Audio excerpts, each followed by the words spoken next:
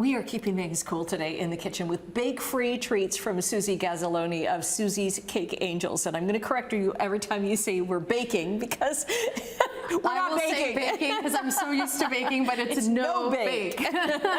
Because who wants to turn on the oven right now? Absolutely, with the heat, the humidity, and just you don't want to feel more heat in the home. So these are perfect because you can pop them in the freezer, make them in a few minutes, and you're good to go. And you're going to feature 2 recipes here. I'm going to feature one actually today. I do have a couple of examples of other no bakes that we can go through as well. But okay, let's do this one first. We're going to do lemon bars, no bake lemon bars, and we're going to start off with the crust. So we have graham cracker crumbs here, and I'm going to get you to pour in the sugar in that, if you don't mind. So we're just going to sweeten the crumbs with a little bit of sugar, some lemon zest. Lemon zest adds that aroma. And also you want to make sure you get that yellow part, the outer layer, because that's where all the essential oils are. And that's what's going to give you depth. So you taste that really lemony flavor. And then we have melted butter. And this is something you don't want to skip or substitute because this is the binding agent for the crumbs. And we're building our crust at the bottom, right? So we want to make sure we mix it until it's this sand-like texture, as we can see here. This would be great to get kids involved with too, right? Absolutely. Yeah. It's simple, easy to make, couple of ingredients. So what I did here is I already lined my dish. You can use a porcelain or ceramic dish or glass, and you want to make sure you use that because lemon is a very acidic ingredient. So if you use a metal pan, it'll absorb that metallic-y taste, and we don't want that. Yeah, good tip. Right? Good tip, right? So we're gonna I'm gonna just dump this in. Now it looks like, so you've lined it with parchment paper. Did you also put like a coating underneath that? You know what I did? I used a little bit of Pam spray just to help with like adhering it to the dish itself. Oh, okay. And so, yeah, so it holds the parchment paper in its place. And so then you spread out the crumb crust. The important part here with the graham crust is you want to make sure it's nice and packed. Otherwise, when you cut it later on, it'll crumble. And nobody wants a crumbly crust.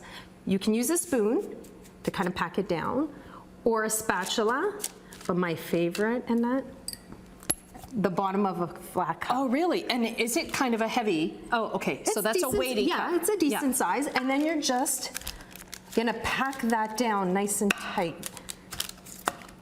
Oh, that's great. And I see why you've got the spray there, right? Otherwise, your paper's going to be moving all over the place. It's going to slide everywhere, so it's nice and packed.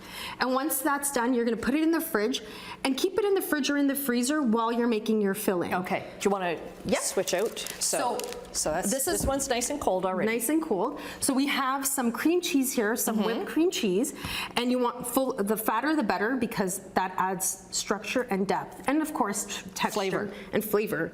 I have some condensed milk. Okay. Do you want to pour that in? Sure. So condensed milk is a threefold ingredient. It adds sweetness, it adds structure, so it helps it keep it together, and it adds that creaminess to the no-bake dessert.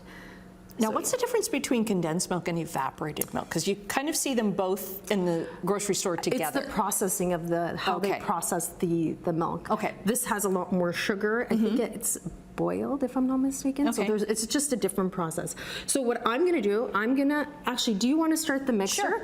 And as you're mixing that, I'm gonna add the lemon juice, half a cup of lemon juice, to add that nice flavor. Again, some more lemon zest. And if you're a huge lemon lover, you can add more lemon zest. You can never go wrong with adding a little bit more than the recipe says. Okay. And so we just do a quick mix there. And you want to make sure that it's got that thick, see how it's forming a nice thicker batter? There we go. Okay, and now you're good. It's good? Yep. You don't want to over mix it. And so we'll just do a quick little, and this is the consistency that you want it to be. Okay. Right? If you over mix it, what will happen is it'll thin out the It'll go runny again. It's like whipped cream, right? And it doesn't matter that you put it in the freezer. Once it starts to cool off at room temperature, it'll just spread all over the place. Okay. So we're gonna put this into the dish. once you're And ready we've got 30 seconds left, Yep. so why don't we talk about the, okay, so. just put it in how the we- freezer for, Yep. if you want a quick freeze, 30 to 45 minutes, it's ready to go. Or you can put it in the fridge overnight. It's good for the next day. And look how beautiful it is, finished Oh my product God, there. absolutely. And then we have no-bake peanut butter bars. Those are basically peanut butter with a little bit of icing sugar and butter, because we both hello love with butter. butter. You never compromise on butter. And the last one? Chocolate mousse. Okay, all in your cookbook? I have the recipes on your website. These are okay. recent ones that I've made Awesome. for everyone Suzy, for the summer. always awesome to have you in here, Oh, even thank you. if we're not baking. No bake. No bake. We'll get those links up on our website, chch.com.